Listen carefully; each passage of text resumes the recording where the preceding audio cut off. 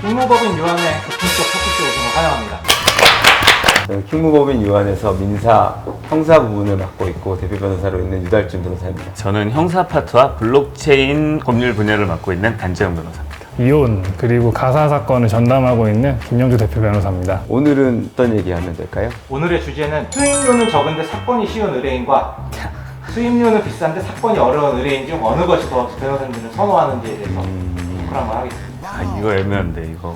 어느 것을 더 선호하냐? 수임료와 사건의 난이도는 사실 조금 반비례하는 측면이 있어서 수임료가 많고 쉬운 사건이 최고긴 한데 그런 사건은 이제 뭐 잘 올 일이 없으니까. 근데 피디님이 생각했을 때 어려운 사건이라고 하면 뭘 것 같아요? 자기가 이렇게 해줘야지.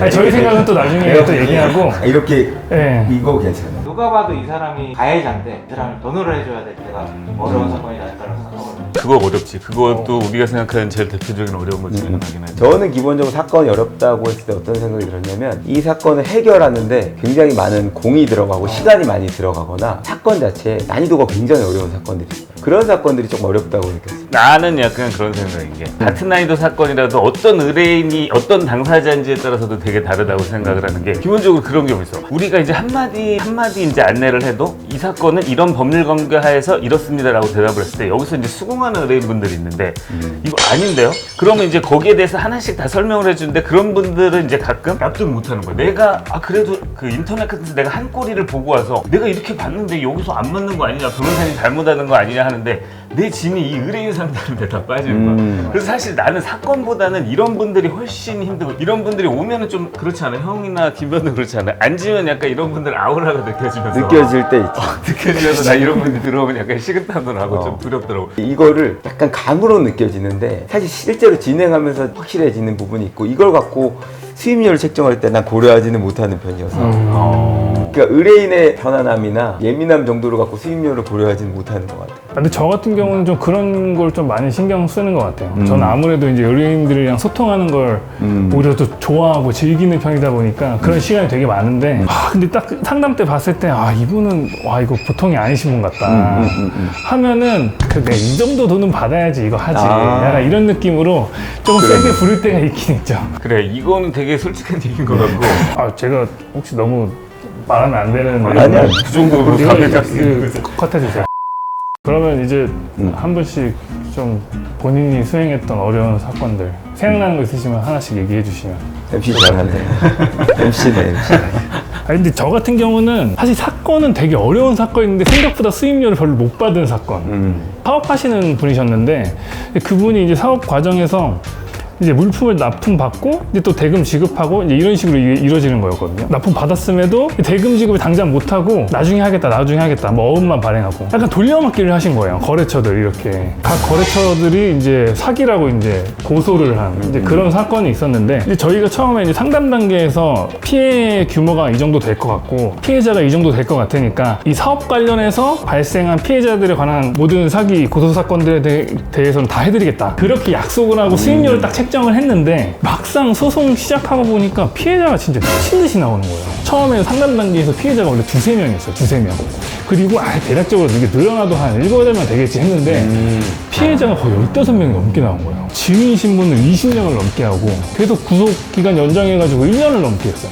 지금 생각해보면은 처음에 상담 때 최소한 2배는 더 받았어야 되는 건데 그런 좀 나중에 그런 아쉬움이 들더라고요. 나는 선임료를 뭔가 이제 설정하는 기준이 지금 좀 아까 얘기했듯이 의뢰인이 얘기했던 사실관계가 전부였다 그러면 그 이후에는 아무리 어려운 상황이 발생하더라도 그거는 변호사인 전문가인 내가 감당해야 될 일이라고 생각하는데 의뢰인이 고의로 그랬든 실수로 그랬든 의뢰인이 말한 사실관계가 일부였다. 이렇다고 그러면 나는 공식적으로 의뢰인한테 요구를 하는 편이고 이런 경우는 대부분의 의뢰인들이 조금 납득을 했었던 것 같아요. 내가 어렵다고 그러는 사건은 그런 경우 있어. 재판기일이 법원에서 변경이 왔는데 전화가 와서 되게 성난 목소리로 전화가 와서 변호사님 이런 얘기 없었지 않냐고.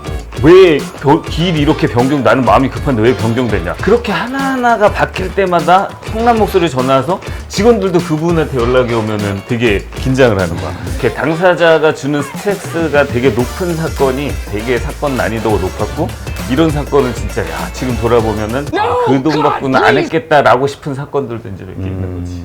난 사실 사건 난이도가 어려웠던 사건들은 다 얘기하기가 좀 어렵고 너무 많아서 그건 이제 뭐 다른 채널에서 얘기하겠지만 지금 이제 김변 얘기를 들으면서 기억나는 거는 구속됐던 이제 의뢰인이신데 본인이 사기로 연루된 사건들이 이 정도다라고 해서 그 당시에 그 수임료조차도 가족이 마련해서 많이 깎아가지고 진행을 했는데 진행하면서 계속 한 건씩 추가되는 거예요.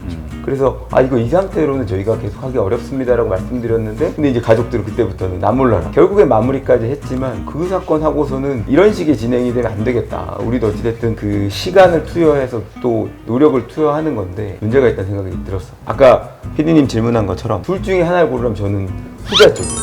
수임료가 좀 높고 근데 사건이 어려워도 나도 어릴 때 이렇게 수학 문제 같은 거 풀 때 쉬운 문제 한 20문제, 30문제 막 푸는 것보다 어려운 문제 한두 문제 낑낑대면서 풀면 그 만족감이 그리고 제일 기분 좋을 때가 이제 이겨서 전화드리고 이 사건 이겼습니다. 그렇게 연락을 드리면 의뢰인들이 너무 감사하다는 전화를 받을 때 그때 이제 변호사로서 가장 큰 보람을 느끼는데 저는 그래도 좀 후자 쪽을 좀 더 선호하는 편이에요. 나도 동일한 생각인 게 당사자의 특성 때문에 사건이 어려워지는 건 사실은 그건 사실 사람이 어려운 거거든. 그리고 이거는 꼭 우리 변호사뿐만이 아니라 뭐 어느 사회에 처한 사람들도 겪는 문제이기 때문에 나는 이거는 약간 차치해 논다 그러면 나도 형이랑 동일한 생각이야. 어려운 사건을 내가 맡고 이게 사실은 어떤 사건이 왜 어려운지 파악하는 것도 이제 변호사의 능력이고 그때는 형이 말한 대로 그 사건을 해결했을 때 성취도가 되게 높아서 나도 진짜 더럽게 어렵고 더럽게 선임료 비싼 사건 같은 거만 많이 하고 싶어. 내가 한 달 동안 진짜 딴 사건 상담도 못할 정도로 너무 바쁘고 이 사건에만 매달려가지고 내내 신경 쓰는 사건 같은 거 한번 해보고 싶다. 드라마에 나오는 거 있잖아. 내가 변호사 커리어 마감하기 전에 내 모든 역량을 다 동원해서 한 3, 4개월 동안은 상담할 여유도 없을 정도로 이 사건만 쫓아다니면서 이 사건 박살내서 끝장내보고 싶은다. 그런 거 해보고. 뉴스에 나올 만한 사건이다. 저 같은 경우는 사실은 이제 대표가 된 지 얼마 되지 않아가지고요. 좀 돈을 많이 벌고 싶은 마음에 일단 돈 많이 주는 사건이라면 무조건 좋을 것 같아요. 어려운 사건들, 힘든 사건들 같은 경우에는 그 뭐 보람이라든지 성취감, 만족도가 진짜 뭐 쉬운 사건이랑 비할 수가 없어요. 큰 사건들 하고 나면 제가 약간 한 단계 더 스텝업하는 이게 발전되는 느낌도 확실히 있고 약간 실제로 그런 힘든 사건들을 내가 뒤집거나 승소했을 때 그 만족 그걸로 내 이 맛에 변호사 하는구나 그런 생각이 들 때도 있는 것 같아요. 첫 번째 주제가 되게 좋은 게 좋게 말하면 핸드메이드고 근데 가내수공업이라는 얘기를 많이 한단 말이야. 사실 이게 공장처럼 찍어낼 수 있는 구조가 아니에요. 그러다 보니까 결국 변호사 한 명이 의뢰인을 만나서 얘기를 듣고 또 그걸 서면에 담고 재판을 가고 이렇게 해야 되는 거기 때문에 그로 할 수 있는 처리할 수 있는 숫자가 한정적이에요. 그래서 명품처럼 값어치가 있을 만한 법률 서비스다라고 해서 가치를 높여서 그렇게 하고 이걸 지향하고 있어서 박리담의 시스템은 현실적 어려운 면도 있어요. 근데 이제 사실 하다 보면 뭐 전문가로서는 수임료가 비싸고 어려운 사건 이거에 대해서 얻는 성취감은 클 수는 있는데 근데 또 현실적으로 하다 보면 그냥 쉬운 사건 계속하면 약간 삶이 편한 건 있을 것 같아. 나도 그런 거 있으면 좋겠어. 한 1월부터 뭐 2월까지는 딱 그런 사건만 딱 오고 뭐 한 3, 4, 5, 6월까지는 딱 이런 미친 듯한 사건 와서 한 다음에 약간 그런 게 반복되면 정말 좋을 것 같다. 그때 넘으면 그렇게 하고 싶어. 그래서 오늘 주제의 결론은 어떻게 되는 건가요? 저는 좀 수임료가 높고 대신 사건의 난이도가 어려운 사건을 좀 더 선호하는 편입니다. 저도 수임료가 높고 어려운 사건이 더 좋아. 저도 마찬가지예요. 이거는 직관적으로 그냥 일단 돈을 많이 받는 게 일단 좋고요. 그리고 계속 발전하고 싶어요.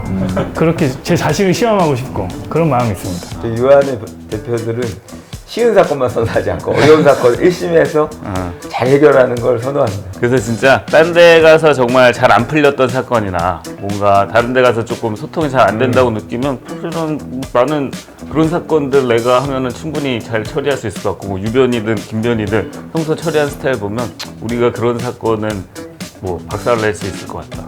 뭐 저희가 말씀을 이렇게 드리긴 했지만 저희는 쉬운 사건도 어려운 사건과 똑같이 얼마를 받든 열심히 처리하니까요. 네.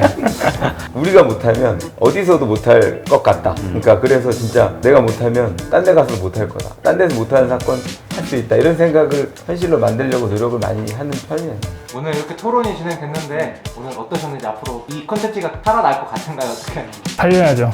어떻게든 달려보겠습니다. 잘할 것 같아요. 열심히 하겠습니다. 사실 이런 것들은 우리가 술자리에서나 뭐 형이나 뭐 김변이나 우리끼리 내부적으로는 할 얘기인데 이거를 어느 정도 이렇게 공식적으로 담을 수 있다는 점에서 나는 되게 좋았고 내가 이런 생각 갖고 있었구나. 앞으로 이런 거는 더 장점은 살리고 단점 보완하구나. 이게 오늘 첫 방송인데도 좀 그게 느껴져서 되게 의미 있던 자리였었던 것 같아요. 일반인 입장에서 변호사에 대해 궁금한 점 그리고 법률 문제에 대해서 궁금한 점들을 이렇게 얘기해 주면 우리도 이제 편하게 얘기를 하면 듣는 분들도 저런 생각을 갖고 있구나 그리고 저렇게 이런 문제를 법률 쪽에서는 이렇게 보고 있구나 이런 부분을 조금 편하게 접근하는 차원에서 괜찮은 것 같아요. 특무법인 요한의 고품격 토크쇼를 마치겠습니다. 수고하셨습니다. 수고하셨습니다.